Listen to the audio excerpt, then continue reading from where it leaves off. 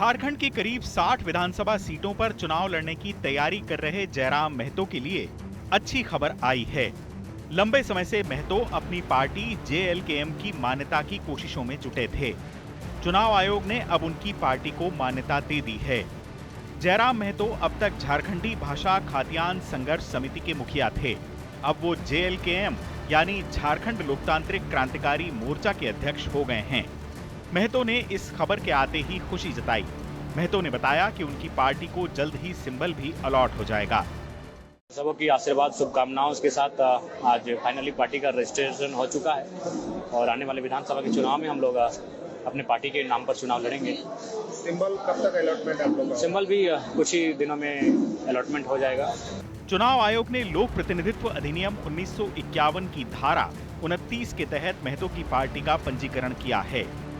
जयराम महतो ने पार्टी की मान्यता के अभाव में लोकसभा चुनाव में अपने प्रत्याशी निर्दलीय उतारे थे, लेकिन अब झारखंड में होने वाले विधानसभा चुनाव में जयराम महतो निर्दलीय नहीं बल्कि एक राजनीतिक पार्टी के तौर पर उम्मीदवार उतारेंगे।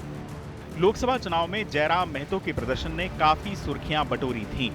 टाइगर के नाम से जाने जाने वाले महतो ने लोकसभा चुनाव में 8 सीटों पर उम्मीदवार उतारे थे। महतो के 8 में से 6 उम्मीदवार अपनी सीटों पर तीसरे नंबर पर रहे थे। 8 सीटों पर जयराम और उनके प्रत्याशियों को कुल 8,20,000 वोट मिले। झारखंड चुनाव में महतो कई सीटों पर मुकाबले को त्रिकोणीय बनाकर NDA और इंडिया गठबंधन का सिरदर्द बढ़ा सकते हैं। मेरा कहना यही है कि आखिर ये राज्य बना क्यों है।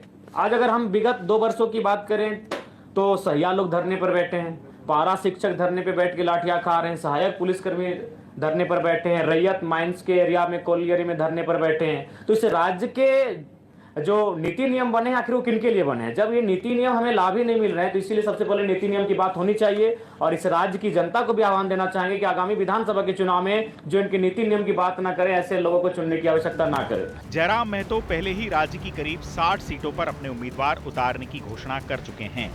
महतो ने अपने संभावित उम्मीदवारों से सार्वजनिक तौर पर आवेदन भी मांगा है। साथ ही महतो लगातार अलग अलग समितियां बनाकर पार्टी संगठन का विस्तार करने में भी जुटे हैं। इन आवेदनों के आधार पर जयराम ये तय करेंगे कि उनके पास योग्य और सक्षम उम्मीदवार कितने हैं।